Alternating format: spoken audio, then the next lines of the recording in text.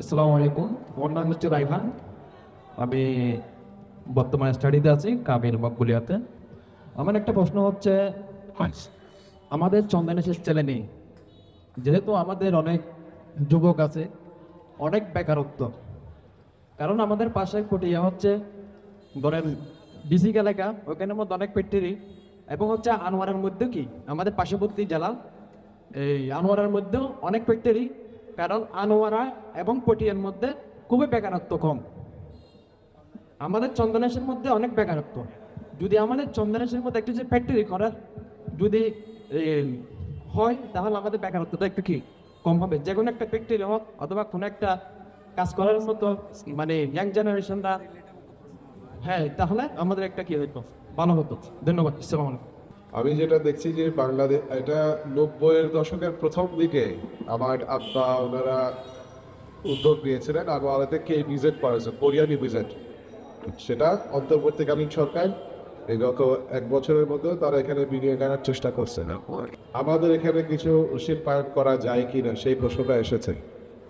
এখন শিল্পায়নের জন্য তো সরকার শিল্পায়ন করে না আমার জানা মতে।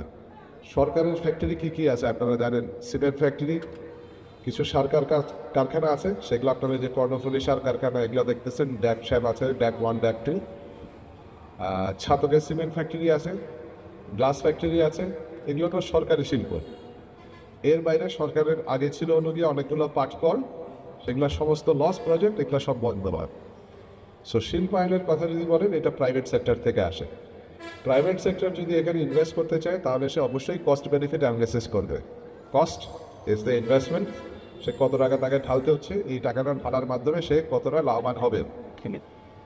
তো এটা আসলে এগুলো supply demand cost benefit analysis এগুলো প্রাইভেট সেক্টরের ব্যাপার। আমরা যদি ইনফ্রাস্ট্রাকচারটা তৈরি করে দিতে পারি সেখানে হবে। আর হলো কি আপনার গুডস অ্যান্ড সার্ভিসেস। গুডস হচ্ছে যেগুলো আপনার ট্যাঞ্জিবল পণ্য। আপনি গার্মেন্টস করলেন, এটা একটা পণ্য। আরেকটা হচ্ছে সেবা, যেমন এখন অনেকে এই যে ফ্রিল্যান্সিং করে, এটা হচ্ছে একটা সেবা। সে ভিডিও করেছে, অনলাইনে পাঠিয়েছে, মানুষজন তার ভিডিও দেখে বিভিন্ন রকমের ভিডিও, এটা রাজনৈতিকও আছে, এখানে আপনার হয়তো এন্টারটেনমেন্ট ভ্যালু আছে, এরকম ভিডিও আছে। এখান থেকেও তারা টাকা পয়সা আর্ন করতেছে অনেকে। কর্মসংস্থানের ক্ষেত্রে যেটা সহজ হবে সেটা হলো আপনাদেরকে কিছু ভ্যালু এডিশন ইন্ডাস্ট্রিতে নিয়ে আসা। আর ইন্ডাস্ট্রিগুলো দুই রকমের আছে। একটা হচ্ছে আপনার টেকনোলজি ইন্টেন্সিভ বলে।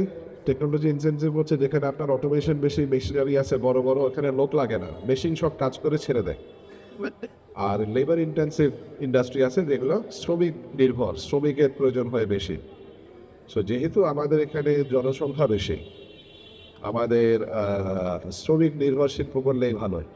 ঠিক আছে, এখন এগুলো প্রাইভেট সেক্টর থেকে আসতে হবে। এটা সরকার যেটা করতে পারে কিংবা আমাদের এমপি সাহেব যেটা করতে পারে, সেখানে শুধু তারা ফ্যাসিলিটেট করতে পারে। কেউ যদি এটা করতে চায় তাকে আমরা কত সহজে এটা করে দিতে পারি সেটা চেষ্টা করা যাবে। তবে আমি অ্যাজ অ্যান এডুকেটর আমি যেটা করতে পারি, আমি আপনাদের ইয়াং জেনারেশনকে আমি হয়তো কিছু ইন্টারাকশনের ব্যবস্থা করে দিতে পারি। কারণ আমার সঙ্গে বহু ইন্ডাস্ট্রি তো বহু বছর কথা হয়েছে, ওই বড় বড় ইন্ডাস্ট্রিগুলো কীভাবে আপনাদের মধ্যেও ব্যাকওয়ার্ড লিঙ্কেজ যেটা বলি আর কি, আমরা ব্যাকওয়ার্ড লিঙ্কেজে যারা আপনার থেকে হয়তো র মেটেরিয়াল তৈরি করে নিয়ে যেতে পারে, সেগুলোর জন্য আপনাদের ব্যবস্থা করে দেওয়া যেতে পারে। এমপ্লয়মেন্ট জেনারেশন করতে হবে, সেটা রাস্তা খুঁজে বের করতে হবে, কোনগুলো ইজি হয় সেভাবে আগাইতে হবে, এই আর কি।